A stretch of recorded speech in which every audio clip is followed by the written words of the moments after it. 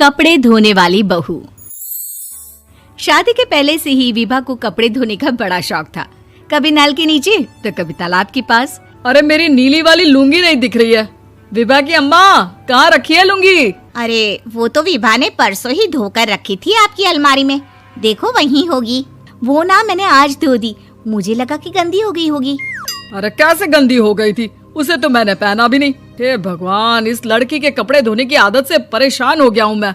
जितना तो घर में राशन नहीं आता, उससे कहीं ज्यादा डिटर्जेंट पाउडर का खर्चा है। इसकी शादी करवा दो, शादी जाए अपने घर में ही करे काम, फिर चाहे घर के कपड़े धोने हो या पूरे गांव के। हाँ ठीक बोल रही हूँ, देखता हूँ मैं कोई लड़का। वो दिन भी आ जाता है जब विभा को देखने लड़के वाले आ जाते हैं। लड़की मुझे अच्छी लगी। होने वाली सास कहती है, बेटी अगर कुछ पूछना है तो पूछ लो। वैसे तो हमारी लड़की बहुत ही शर्मीली है, जो बोल दो वो मान लेती है, इसे क्या पूछना होगा। अरे कैसी बात कर रही हो माँ, मुझे इन लोगों के घर रहना है, सवाल तो कई है। हाँ हाँ बेटा, पूछ लो ना, क्या पूछना है। आप लोगों के घर कपड़े कौन धोता है? सास का मुंह बन जाता है। देखो, अगर तुम ये कहना चाहती हो कि तुम्हें कपड़े धोने नहीं आते तो सुन लो, कपड़े मैं ही धोती हूँ, लेकिन तुम्हारे आ जाने के बाद मैं रुमाल तक नहीं धोऊंगी। अरे चुप रहना भाग्यवान, बहू बेचारी घर आई नहीं, उसे डराना शुरू कर दिया।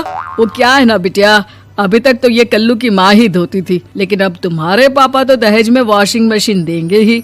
तभी विभा की माँ बोल पड़ती है, सवाल भी पूछा तो क्या। वैसे भाई साहब, मशीन की तो फिर भी कपड़े धोने की कैपेसिटी होती है। मतलब जो बिटिया दे रहे हैं ना विभा, इसे कपड़े धोने का बहुत शौक है। ये आप लोगों के क्या, आस पड़ोस गांव मोहल्ले सबके कपड़े धो दे और उफ तक ना करे।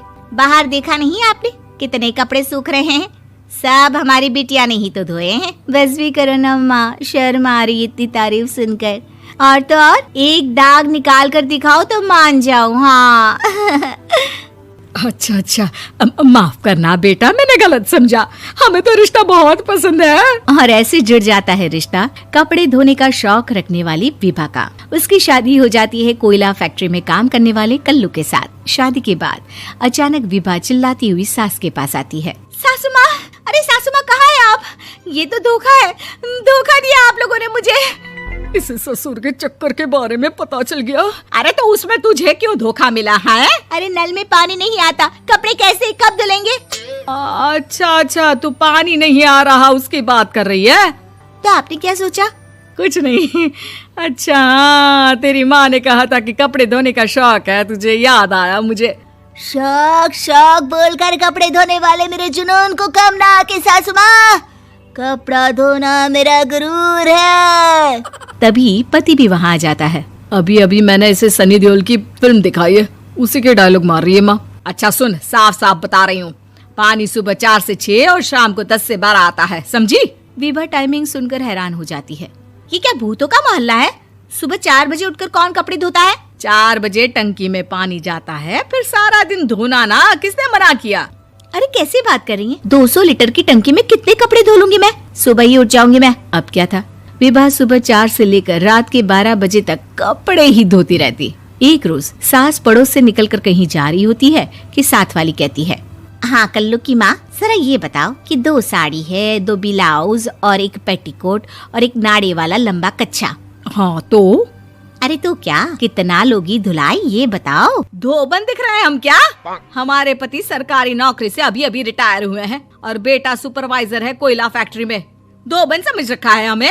हाय रे कल्लू की अम्मा, माफ कर दो, वो तो मोहल्ले में यही सब बता रहे थे कि तुमने बहू को कपड़ा धुलवाने के काम में लगा दिया है। सास को पड़ोसन की बात सुनकर गुस्सा आ जाता है। वो घर पहुंचती है जहां घर के बाहर ही इतने सारे कपड़े सूख रहे होते हैं जितने कि किसी धोबन के घर पर। अरे ओ कल्लू की दुल्हन, बाहर निकल।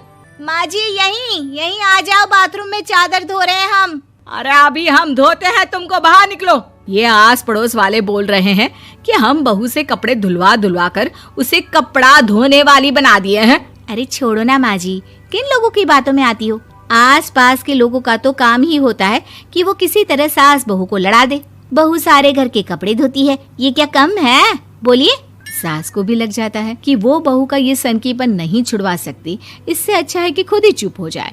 एक रोज सास और बहू मंदिर जाते हैं, जहाँ सास की साड़ी वहाँ खड़ी भीख मांगने वाली से मिलती है। माँ जी क्या बात है, आपकी साड़ी उस भिखारन से कितनी मिल रही है ना? हाँ हाँ देखो तो, दोनों की साड़ी मिल रही है। क्या बात है कल्लू की अम्मा, तुम खुद को तो अफसर की बीवी बताती हो और ऐसी सिंपल सी प्लेन साड़ी पहनकर घूमती हो। सिंपल और प्लेन नहीं है ये साड़ी। तो क्या सोने के धागे से फूल बने हैं? कुछ भी सासू माँ, कुछ भी। हाँ बने थे इस साड़ी में सोने के धागे से फूल। मेरे पति लेकर आए थे मद्रास से स्पेशली मेरे लिए 10,000 की। ताहे भाई साहब इस भिखारन के लिए भी सेम टू सेम साड़ी लेकर आए होंगे 10,000 की। सास उस वक्त कुछ नहीं कहती, लेकिन बहू के साथ घर आती है और अलमारी से एल्बम निकाल कर लाती है। ये साड़ी देख रही है, ये वही साड़ी है जिसे मैंने अभी पहना था। इस साड़ी में ये जो चमकदार फूल दिख रहे हैं ना, ये सोने के धागों से काढ़े गए हैं। लेकिन तू लोकल वॉशिंग मशीन ब्रश से घिस घिस कर सारे फूलों को निकाल कर साड़ी प्लेन कर दी। मुझे माफ कर दीजिए सासू माँ। और तो और, जब मैंने तुझे तेरी गलती के लिए कुछ नहीं कहा, लेकिन तूने तो सबके सामने मेरा मजाक ही बना दिया। क्यों? बहू को समझ में आ जाता है कि अब से उसका कपड़े धोना बंद।